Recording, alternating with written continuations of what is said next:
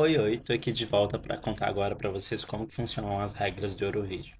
Antes de eu começar a destrinchar as regras, eu quero fazer alguns disclaimers importantes. O primeiro disclaimer é que toda vez que eu estiver me referindo a algum país, entendam que eu estou me referindo à emissora de televisão que representa aquele país.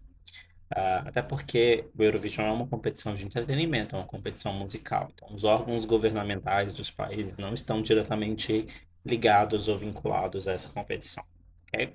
Então, para vocês imaginarem, vamos fazer o seguinte: pensa que se o Brasil fosse competir no Eurovision, e aí a gente determinasse que a Rede Globo é a emissora responsável por representar o Brasil.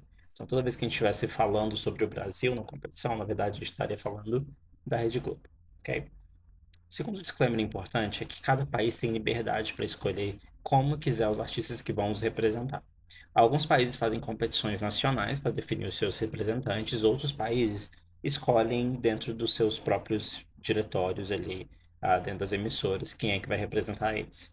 Por exemplo, França, Reino Unido, Holanda, eles costumam não fazer competições e definem por si só quem vai representar esses países na competição, enquanto a maioria dos outros países fazem competições. Por exemplo, Itália, Espanha, Noruega, Dinamarca, Suécia. Todos eles fazem grandes competições e aí o vencedor dessa competição também vira o representante deste país no Eurovision.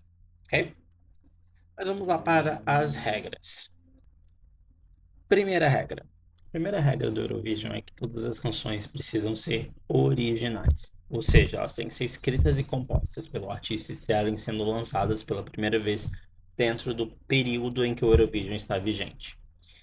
Esse intervalo geralmente acontece entre setembro de um ano até março do ano em que o Eurovision vai acontecer. Por exemplo, então, todas as canções lançadas entre setembro de 2024 e março de 2025 estariam aptas a competir no Eurovision. Essa é uma regra muito importante, porque para evitar que canções já populares, já famosas, é, tenham vantagem por conta da popularidade. Então, vamos supor que eu lancei a minha música no verão de 2024, a música bombou na Europa, e aí eu vou pegar essa música que já está estourada e vou lançar no Eurovision. Vai ser difícil competir com uma música que já tem gosto do público tão forte. Então, para ficar justo para todo mundo, existe esse intervalo em que as músicas têm que ter sido lançadas. Inclusive, esse ano aconteceu de um país ter que trocar o seu representante por conta disso. É, Montenegro fez uma competição nacional. A banda que ganhou a competição em Montenegro tinha uma música muito legal, mas a música já tinha sido lançada antes desse intervalo. E aí descobriram isso e falaram: não pode. Então, o representante de Montenegro esse ano, na verdade, é o segundo colocado na competição. E acontece. Segunda regra: todas as canções precisam ter no máximo 3 minutos de duração. Isso é muito importante, porque a competição pode ficar muito longa se a gente tiver dezenas de artistas performando músicas de 5 minutos, por exemplo. Imagine só que 40 músicas participem do Eurovision e todas elas têm que cantar em um só programa. Só de apresentações a gente teria 120 minutos. Isso já com os 3 minutos de regra. Então é impossível imaginar uma competição com canções maiores do que essa. Afinal de contas, além das apresentações, a gente ainda tem as interações com as pessoas, os intervalos, enfim. Acho que seria uma competição de 200 horas. Ninguém aguenta ficar tanto tempo assim assistindo televisão. Terceira regra: as músicas elas têm que ser performadas ao vivo. Então, independente do estilo musical que a sua música tiver, você tem liberdade de cantar a música no estilo que você quiser. Mas o vocal principal ele tem que ser performado ao vivo. Tem que ter gogó. E, inclusive, isso é a grande régua para quem vai ou não seguir em frente no Eurovision. Se você não tiver gogó, não adianta sua música ser um estouro, ser muito boa, porque as pessoas não vão votar em você. Ou o júri não vai votar em você. E aí, bal. Quarta regra: apesar de não ter nenhuma regra explícita sobre o que você pode cantar na sua música, existem algumas proibições. A sua música não pode conter nas letras mensagens políticas ou sexuais explícitas. Então, isso faz com que as músicas tenham sempre trocadilhos, gracejos que fazem das músicas ainda mais interessantes. Então, você tá lá, inocente, ouvindo uma música, achando que ela é sobre milkshake, mas na verdade ela fala de outro tipo de leite. Inclusive, esse ano, uma música foi censurada nesse sentido, porque ela tem na sua letra um trocadilho que na língua nativa da pessoa tem um significado, mas em inglês tem outro significado. E aí, por conta disso, para evitar confusões e, né, desconcertos, aí a EBU, que é a União Europeia de Radiodifusão, disse assim: senhorita, se você não trocar isso, não pode, hein? Vai estar fora.